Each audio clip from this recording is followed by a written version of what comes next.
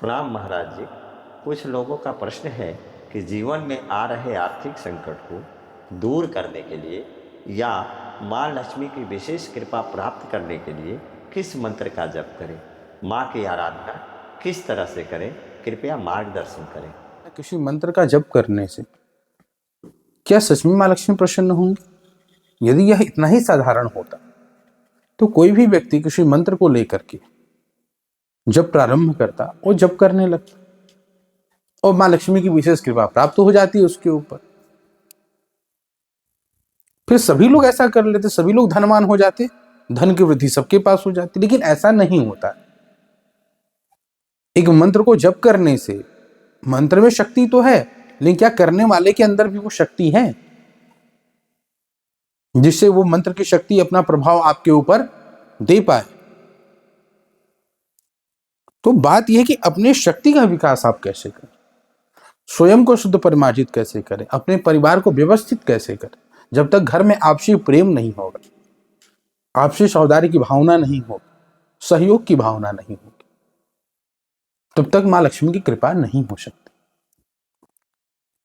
और घर में प्रेम भाव को लाने के लिए आजकल आप देख रहे हैं कि हर घरों में भाई भाई के पीछे पड़ा हुआ, पिता पुत्र में अच्छे संबंध नहीं, पति पत्नी में अच्छे संबंध नहीं। आखिर इनका वजह क्या है, कारण? हम देवी देवताओं का पूजन तो कर रहे हैं, नियमित कर रहे हैं, नित्य कर रहे हैं, लेकिन समस्या क्या है? हम अपने पितरों की पूजा नहीं कर रहे, पितरों का तर्पण नहीं कर रहे, हम सही तरीके से श्राद्ध कर्म को नहीं कर रहे, जिसकी वजह से यह समस्या दिनों दिन बढ़ती जा रही और पितृदोष के रूप में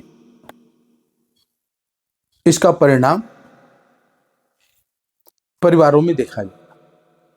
इसलिए यह जरूरी है कि हम पहले सर्वप्रथम पितृदोष की समस्याओं का समाधान करें।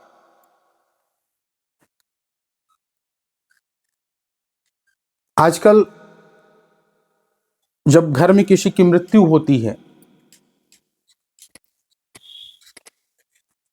हम ये सोचने लगते हैं कि अब तो वो चला गया, अब तो वो मर गया, अब तो वो सृष्टि में नहीं है, तो किसी भी तरीके से जल्दी से इसका क्रियाकर्म करके इस प्रक्रिया से मुक्त हो जाए। और इस जल्दी के परिक्रम में समस्या यह होती है कि हम बहुत सारे कर्मकांड के कर्मों को नहीं कर पाते, जिससे उन्हें मुक्ति की प्राप्ति नहीं होती। अच्छा, कभी कभी ऐसा भी होता है कि हमारे घर में जो व्यक्ति मरा है उसकी मृत्यु स्वाभाविक नहीं हुई, उसकी जो मृत्यु है वो किसी दुर्घटना से ग्रसित होने के कारण, किसी समस्या से ग्रसित होने के कारण हुई है। इसलिए यह जरूरी, किसी का छत से गिर जाने से मृत्यु हो जाती है। कुछ लोग आजकल परिस्थितियों को नहीं झेल पाते हैं तो वो फांसी लगा लेते, सुसाइड कर लेते, जहर खा लेते। तो ऐसे लोग नाना योनियों में भटकने लगते हैं मृत्यु के बाद, कुछ प्रेत की स्थिति में चले जाते हैं। उनका कर्तव्य बनता है कि ऐसे लोग मुक्त हो जाए, वो भूत प्रेत बन करके भटकते ना रहें, उससे मुक्त हो जाए। उसके लिए या जिनका मृत्यु स्वाभाविक स्थिति में भी हुआ, कभी कभी ऐसा भी होता है कि माता पिता को गए हुए, शरीर छोड़े हुए कई वर्ष बीत जाते, फिर भी उनको हम गया जी जा करके बैठा नहीं पाते, जिससे उनकी मुक्ति नहीं हो पाती, वो भटकते रहते। तो उन्हें मुक्त करने के लिए हमारे यहां कई प्रकार के विधान कर्म कांड में देखने को मिलते। उसमें से जो साधारण हम कर्मकांड को करते हैं उसका नाम है त्रिपिंडी। जब तक हम गया जी जाकर के माता पिता को नहीं बैठा देते, या जिनका स्वाभाविक मृत्यु नहीं हुई है वो लोग नाना योनियों भटक रहे हैं, यदि 1 वर्ष के अंदर उनकी मृत्यु हुई हो तब तो हम नारायणी बलि करके उन्हें मुक्त करते हैं। लेकिन यदि 1 साल बीत चुका हो और हमने उनके लिए कोई उपाय नहीं किया तो उसके लिए हम क्या करते हैं? त्रिपिंडी करते हैं। तो त्रिपिंडी के साथ साथ एक और प्रक्रिया होती है जिसको हम महाविद्या बोलते हैं। उसके कुछ दिनों बाद आप महाविद्या अवश्य अपने घर में करो। त्रिपिंडी से पितरों की शांति हो जाती है और महाविद्या को करने से घर में मां का आगमन होता है, मां का आवाहन हम करते हैं, जिससे मां हमारे घर में पधारती हैं और उनके उस आवाहन से जितने भी भूत प्रेत पिशाच हैं या जितनी भी नकारात्मक ऊर्जाएं हमारे घर में हैं वो सब नष्ट हो जाती। और कम से कम महाविद्या का 21 पाठ तो अवश्य ही कराना चाहिए, इससे कम नहीं। ज्यादा से ज्यादा आप अपने समर्थ के अनुसार जितना भी करवाना चाहें करवा सकते हैं। तो इन दोनों प्रक्रियाओं को यदि आप संपन्न करवाते हैं तो निश्चित तौर पर जो परिवार के आपसी संबंध होंगे वो बहुत मजबूत होंगे। पति पत्नी में अच्छा संबंध बनेगा, माता पिता में अच्छा संबंध बनेगा, पिता पुत्र में अच्छा संबंध बनेगा, भाई भाई में अच्छा संबंध बनेगा और सभी एक दूसरे के सहयोगी बनेंगे। और साथ ही जब घर में महाविद्या कर्म के द्वारा, जब उस यज्ञ के द्वारा जब मां का आवाहन होगा तो मां की कृपा से घर में धन धान्य की वृद्धि होगी, समृद्धि की प्राप्ति होगी। किसी प्रकार का दोष, किसी प्रकार की व्याधियां आपको नहीं सताएंगी।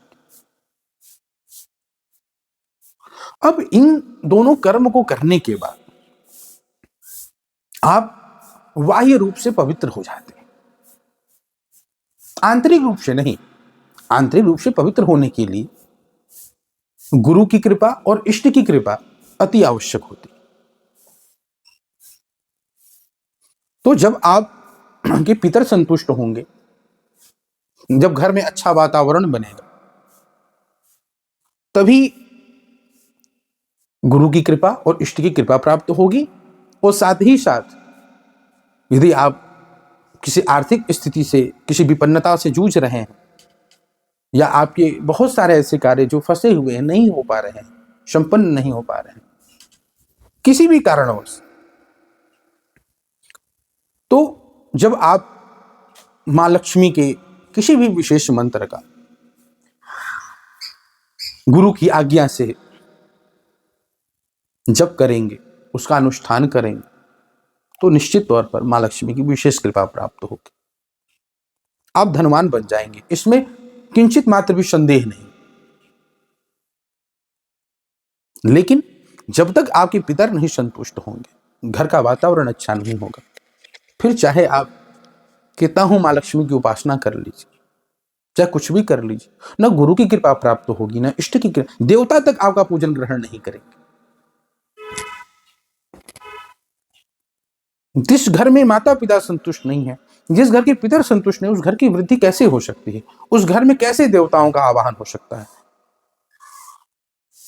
कैसे भगवान उस घर से प्रसन्न होंगे? कैसे उस घर की हुई पूजा को वो ग्रहण करेंगे? इसलिए यह जरूरी है कि पितरों को संतुष्ट किया जाए। जब पितर संतुष्ट होंगे तो गुरु की कृपा प्राप्त होगी, गुरु की कृपा से इष्ट की कृपा प्राप्त होगी। उसके बाद आप किसी भी मंत्र का जप करेंगे तो उसका पूर्ण फल आपको प्राप्त होगा।